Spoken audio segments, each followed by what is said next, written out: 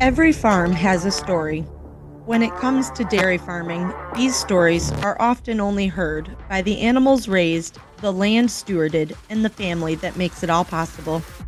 Join me, Dairy Gal Val, as I interview individuals from across the dairy industry, both within the United States and across the globe, discussing topics like farm management, the food industry, ag business and technology, and most importantly, their farm story. This is the Dairy Hour Podcast. Hello, everyone, and welcome to the Dairy Hour Podcast. I am joined today by Daniel Vander Dussen from New Mexico, also known as the Milkman, part of the Milkman and the Milkmaid. Daniel, how are you today? Oh, I'm doing great. Thanks for having me. I'm very excited to get the other side of the story from you. Yeah, We the fun normally side, hear the on good social side. media from your wife, Tara, and I'm very excited. And Daniel also just let me know this is his first solo podcast without Tara. So maybe we'll get some good dirt in here. I don't know. We'll see how it goes. So, Daniel, if you want to start out by telling us a little bit about your farm in New Mexico, what your day to day priorities are and how things work. Yeah, so we dairy in eastern New Mexico on the high plains. Our dairies are open lot dairies, and that means that the cows are outside in corrals. Um, we're a larger operation compared to most, but that doesn't mean that big is bad. We dairy with my side of the family with my parents and brothers. We have four dairies, and then each of us all have a role on the dairies. Um, I am at the home dairy, and on that dairy we milk about 4,500 cows and raise all the replacement heifers also on that dairy. So you're Um, raising all the replacement heifers for all of the dairies on for just the one. Yep, yep. And then we send them off at like 450 pounds to a heifer ranch and bring them back as springers. So yeah, it's really fun to be able to do the calf side of the dairy thing as well. It makes it calves are not easy to raise. No, they're So not. definitely keeps you on your toes all the time.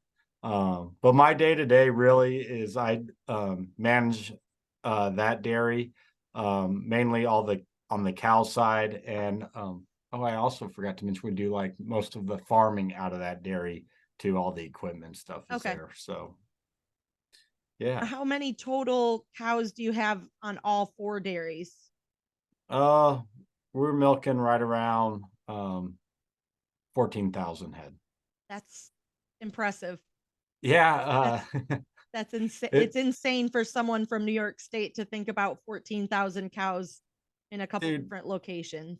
agreed. But it's funny. I was just at a dairy a few weeks ago, and they're milking 30,000 head. So then all of a sudden, my mind is blown, right? So it's all relative on where you are and what dairies you go see. So Definitely. There's not enough room for that many cows just on my property right here. So we only yeah, milk about 225 here in New York. So not yeah, many. it's They'd be no, but climbing up the side of the hill behind our dairy barn. So, um, yeah. so do your siblings, are they on different locations? So you yourself manage the one location, or Yeah, how does that work? yeah, so I manage one location, and then my brothers, we all do different parts on each dairy so that we're not butting heads too much, or at least we have like our own area, right? Yep. Family So dynamics. yeah, yeah, to keep it to keep it clean or whatever. We have our own little skill sets, and we kind of for the most part are able to stay out of each other's hair. So That's that's the nice thing about having a larger dairy like ours and on different sites, different farms within the umbrella of one pretty much. Um, just makes the family dynamic go a little bit smoother because it's not an easy thing to work with family, but it can also work very well if you if you, I'm If you not do it saying we right. haven't figured out, but structured to a certain way. Yes. So Yeah, and I'm an only child, so I don't have any sibling issues that way, but my husband and I, we farm with my parents, so we still do get that, and we're all in the same little area. So we still yeah, have the family dynamic. I know all about it. yeah, exactly. So, what's your favorite thing to do on the farm every day? Like, what's the one thing that you look forward to when you head to the farm? Well, I guess I don't really know what my one favorite thing is, but I do enjoy just getting up early in the morning, going to the dairy, having a cup of coffee. Probably my favorite thing is just to drive down the feed alleys, look at all the cows, make sure they're getting fed right, everything's on time.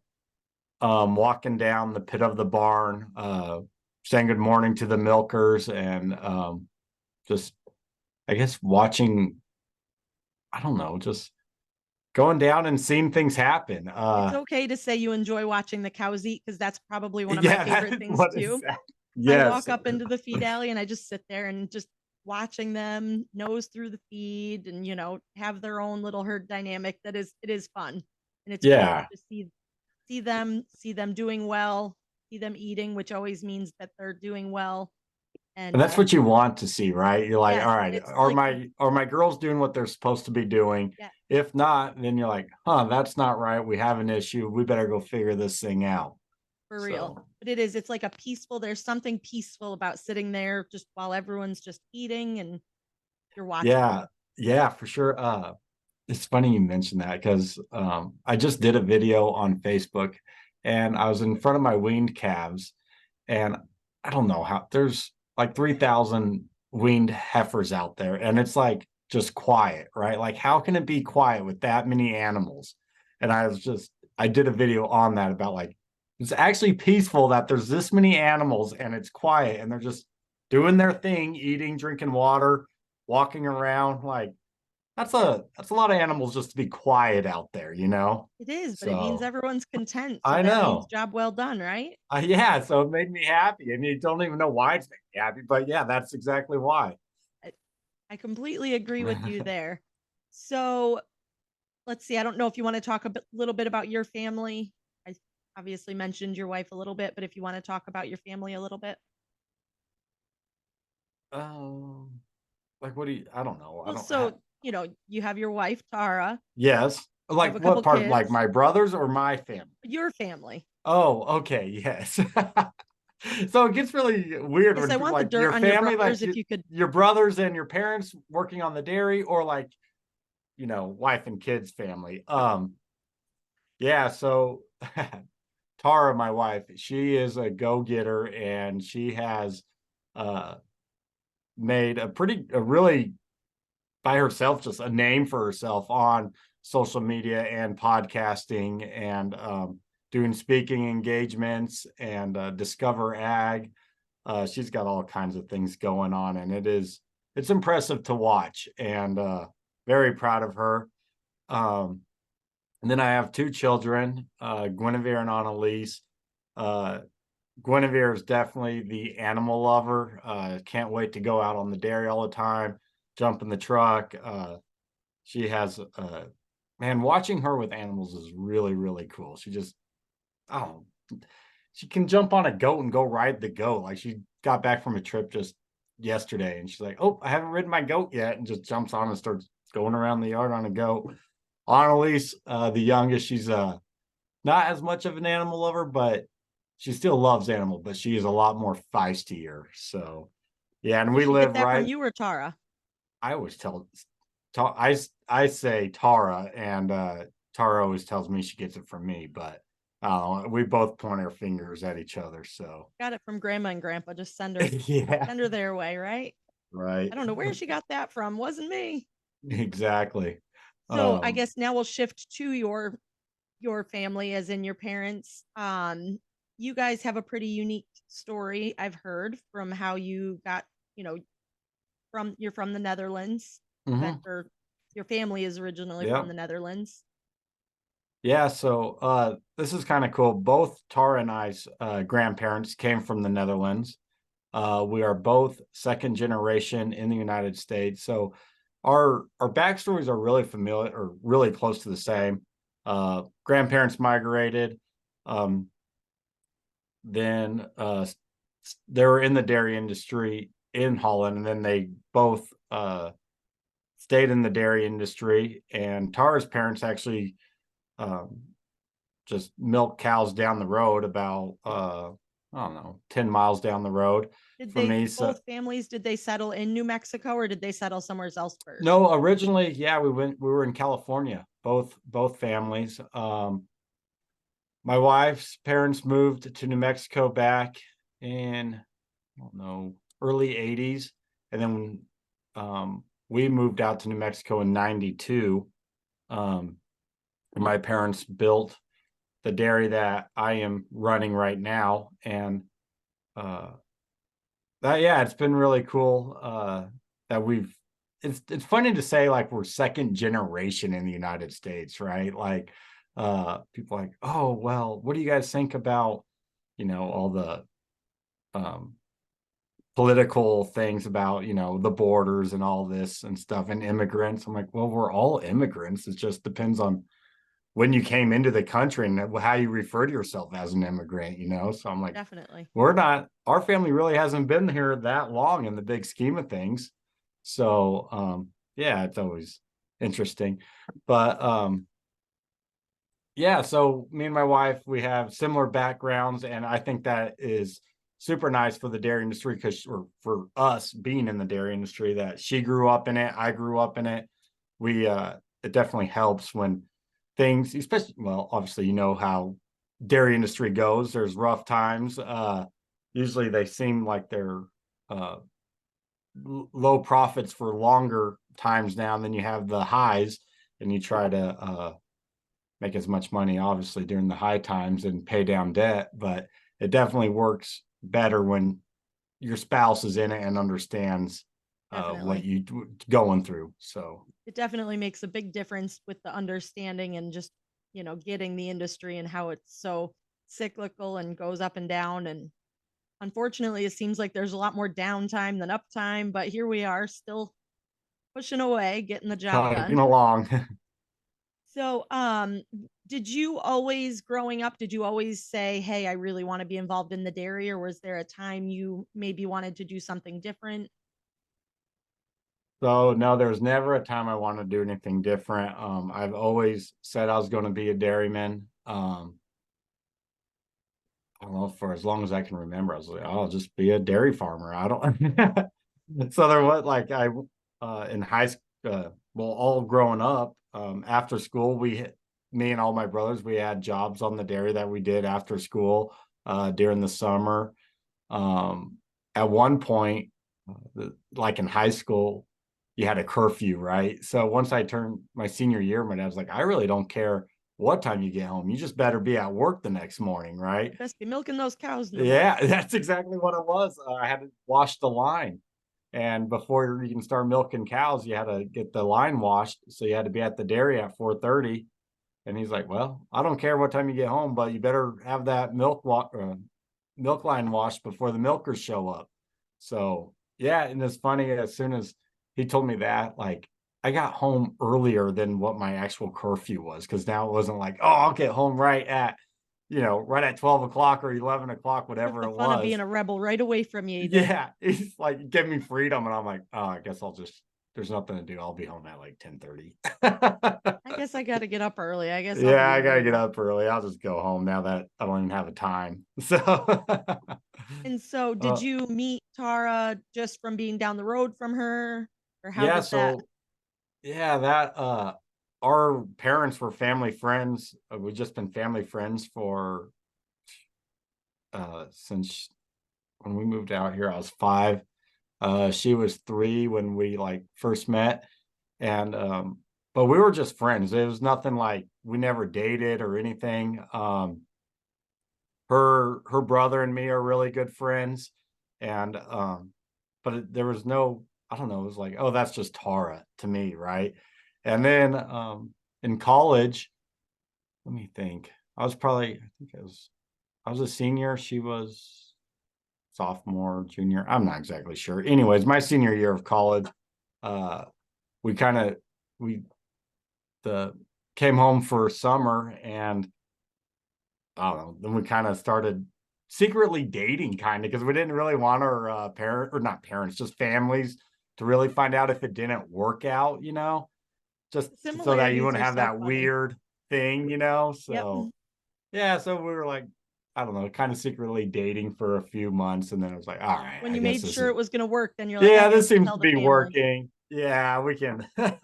So my husband, which we've known each other since we were 5, we went to K through 12 school together. And I mean, we weren't, I wouldn't call us even friends, but we knew each other obviously out of a small school. And I went off to college, and he, was working different jobs and started working part time for my family.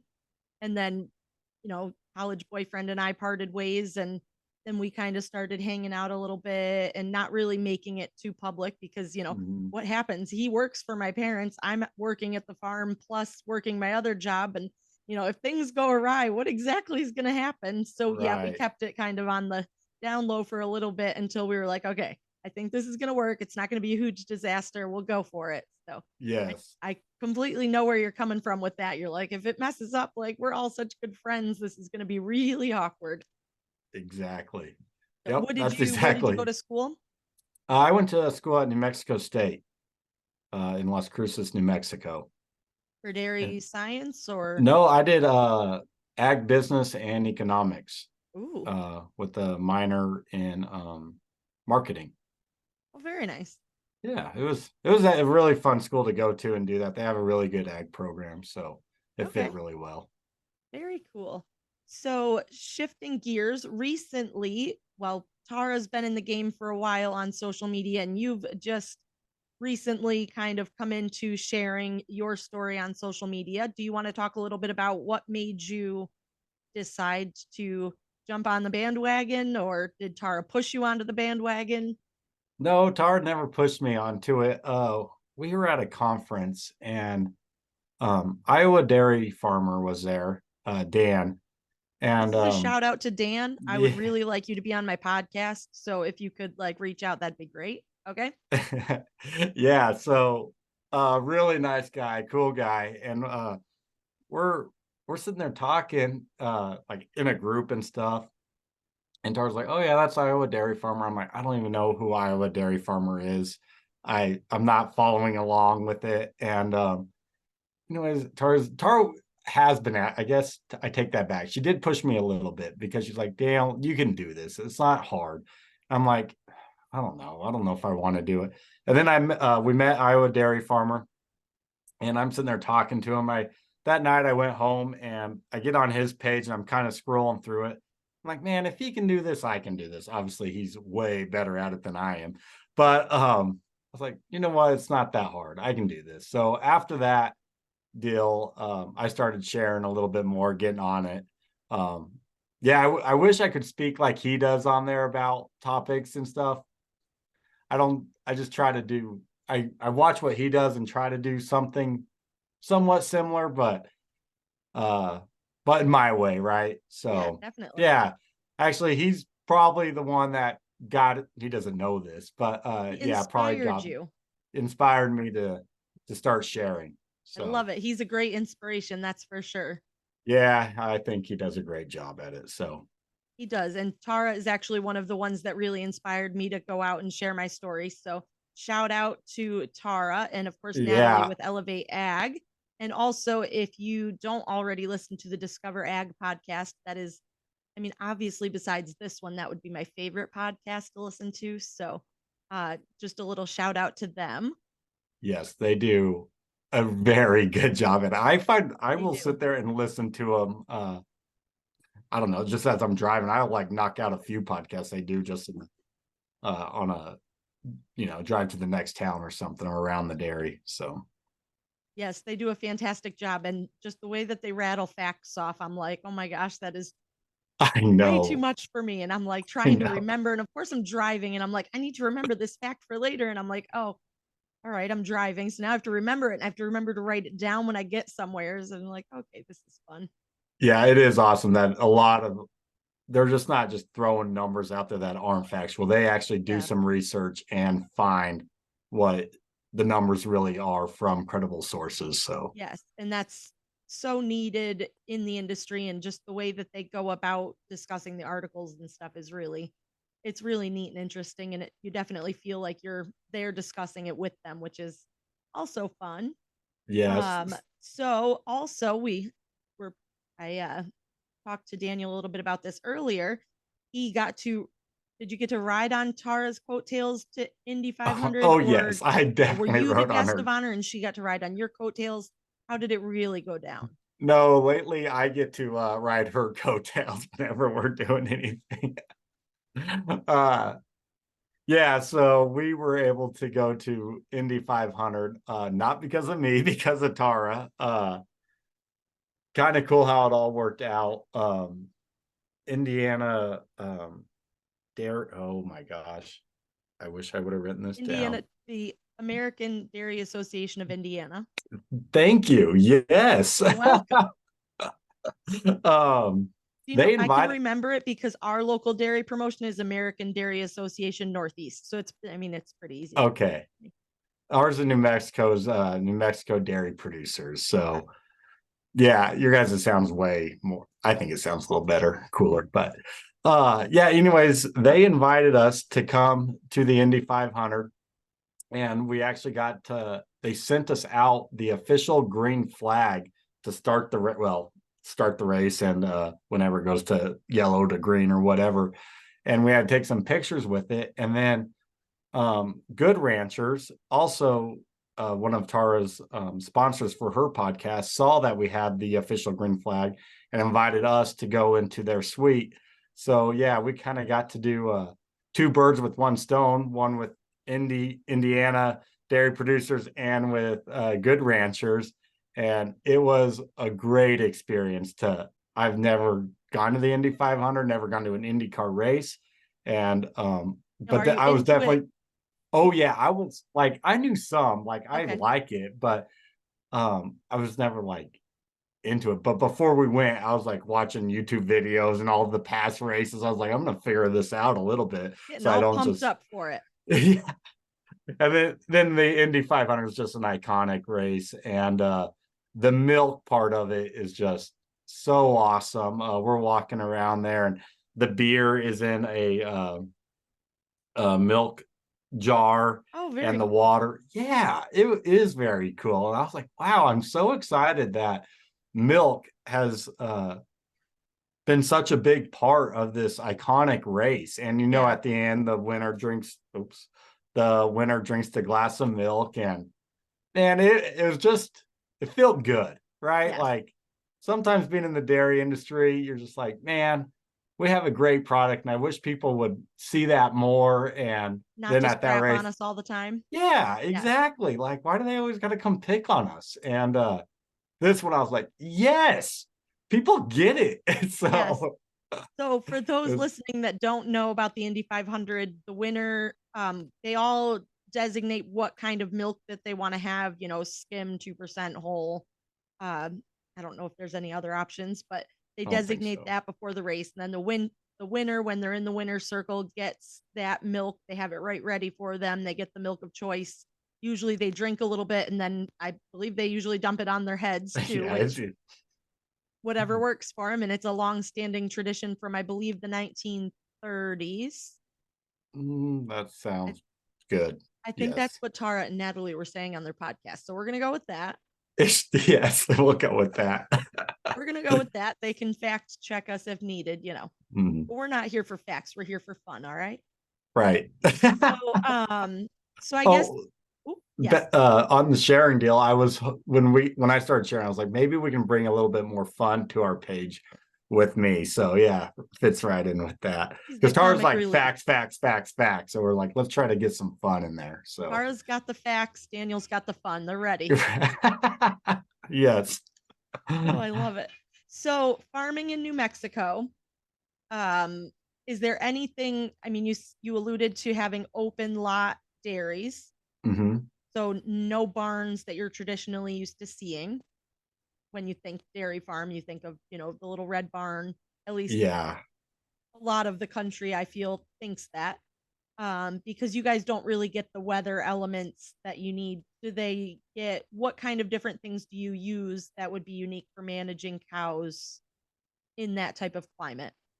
Are you more desert there, or what's your? Yeah, we're kind of like we're high desert. We are on the Great Plains. It is flat. Like you can see miles and miles. So yeah, so our climate here, we really don't get too hot. We don't get too cold. There's not very many times in the summer where we get over 100 degrees. We're not humid typically.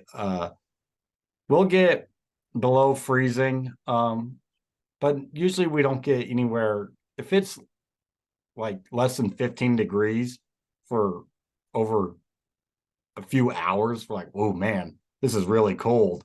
But yeah, we don't get down to zero. I think I don't even know the last time I saw a negative number. Is like when a Arctic burst or something came through here, and that was not fun. We are not set up for anything less than zero. We had pipes freezing, all water Okay. troughs freezing. It was a mess. But yeah, 32 degrees, we can handle that. Um, we don't really have since it doesn't get too hot, we don't have like Arizona where they have like the fans outside underneath their shades and misters. So we're pretty lucky on that part. I don't see, this is where Tara always gets me. I'm like, I don't think there's really that much stuff unique about ours. It's like that's just because you're around it all the time and you don't realize all the uniqueness you have. But So yeah, what so kind of compared to what kind of parlor do you have that? we'd do a double 22 double 24 herringbones, Germania. Um, a lot of people don't know what the Germania style barns are, but yeah, it's just a herringbone. Um, let me see here. The our pin sizes are obviously bigger compared to most. Like our pin size on that dairy is like 240 cows per pin, and then uh, in our area though, it's not uncommon to see like a 400 cow milking pen. So um, things that are unique to us, everything. I don't know. Everything's just a little bit bigger out here. Like New Mexico has the United States largest herd size. So I think our herd size on average is like 3,000 cows. Um, West Texas, if you just did West Texas, which we're really close to, I bet their average herd size is 5,000. But since they have Central Texas, that brings it back down. But yeah, you have your bigger feed trucks, bigger tractors for going into the pens and grooming your pens.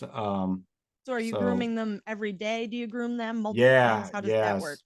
Yeah, so well, we had just recently a lot of rain, but typically, yeah, we go in there with a scraper, a box scraper, and scrape the pads where the cows stand and eat.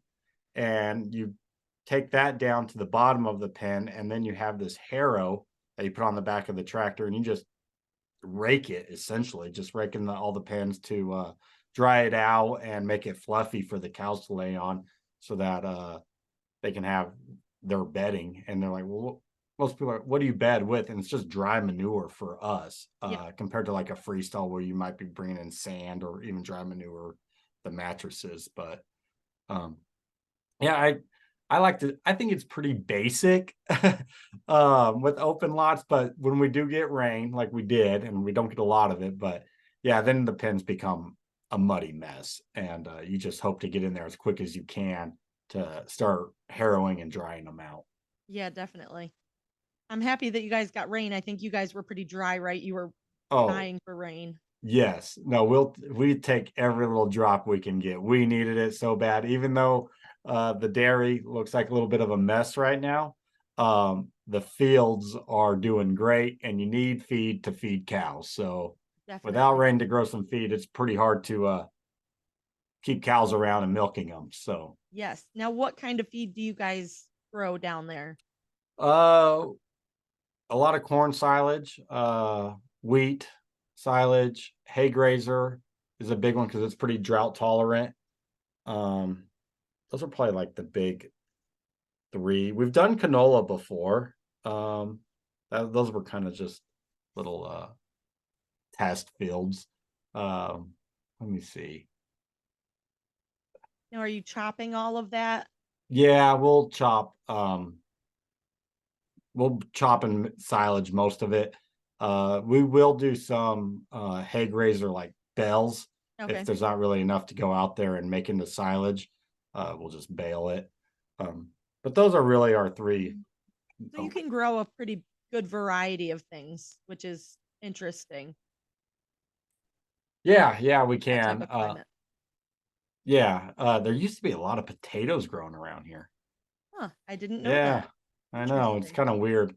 Even spinach. I was talking to an old farmer the other day, and he was talking about, yeah, back in the 80s, we used to grow a bunch of spinach. I was like, wow, that was before me. But we used to have a lot more water underneath us too to do Okay. that stuff. But Yeah, I know uh, that there's a lot of water issues down where you are. yeah, we are on the Oklahoma aquifer, and it's we are pulling out of it quicker than what it can restore itself, which is an issue. And uh, nobody really knows what the solution is. I mean, you can stop farming or the, but pulling out, but obviously the cities, I mean, people are pulling out of there too. So there's just a Oh lot yeah, of straws going down to the aquifer, and it's just not, the recharge isn't recharging as quick as we would hope. So definitely. Well, I would like to thank you for coming on again, and I like to end my podcasts with a few rapid fire questions. oh, great. I won't, nothing crazy, I promise. Favorite vacation spot? Ooh, probably Cabo. That's pretty good. That's a pretty good Yeah, vacation spot, Cabo's I would say. nice. Uh, let's see. You just won the Indy 500. What's your drink of choice? Oh, milk all day Well, long. obviously, milk, whole 2% Oh, skim whole milk. milk. Yes. Yes, whole milk. That's a Man, really I good can answer that you would say, oh, milk all day long. I mean, if you said, oh, oat beverage, I mean, right. I'd You'd have be, shut yeah, this a down little and I'd have called your suspicious of wife me. and oh dear. I Favorite can dairy product? milk, cottage Milk. cheese and milk. Yeah, I can suck down some milk. Gollies, I Well, love you were drinking born to milk. do I'm a the great dairy farmer. I believe in my product and I consume a lot of it. perfect. See, that's where it's all about. Yes. You said you drink coffee. You mentioned it Hmm. earlier. Iced coffee or hot coffee? Just hot coffee, black, nothing in it. Ooh. I just pour it and go. Keep it simple. Yeah. Favorite cut of beef? Mm, probably a fillet. Filet. T-bone or fillet, but if somebody, yeah, fillet. Who cooks the beef better, you or Tara? I do. Yes. Ooh, you heard it here. Yeah. Oh, can't wait for Tara to hear that one. Oh, she'll be No. all right, Yeah, right? oh yeah. That Oh just yeah. means you have to cook for her for the rest of her life. That's fine. Yeah. I mean, she cooks like 90% of all the stuff for me. So I guess I can cook a little, grill some steak once in a while. It's a hard Perfect. job, but somebody's got to do it. Last question. If you had to do anything besides dairy farm, like you had to just up and switch professions, what would you do? Uh, Man, I think about this question a lot sometimes. Like, if the dairy business never does work out, or if I ever got to get out of it, what would I do? Probably be something in owning real estate Real of estate? some, yeah, I'd go into real estate somehow. There you go. More So, land, some kind of land deal. land baron. Yeah, yeah. There you go. So, do you want to plug where people can find you and follow you on social? Yeah, you can find myself and my wife at uh what the heck am I? The Milkman and the Milkmaid. You're really good at plugging yourself. Your wife is going to absolutely laugh hysterically when she hears this. I can't wait. Go to Facebook, Milkman and Milkmaid. Let me rephrase that. Yeah, you can find us on Facebook at Milkman and Milkmaid. There you go. Yeah. On Instagram, follow Tara Vander Dussen or New Mexico Milkmaid. There you go. So this is just a reminder to follow us on your favorite podcast platform. Share it with your friends. And also don't forget to leave a review. Daniel, it was a pleasure to have you on. I enjoyed the good chats. When Tara is traveling somewhere that I will be at some point, you ought to tag along because I think it would be a very good time. We can chug some milk together. Absolutely. I'll ride on her coattails some more. Yes, ride on her coattails. Come on out. We'd love to see you. So thank you so much, everyone. Have a great day.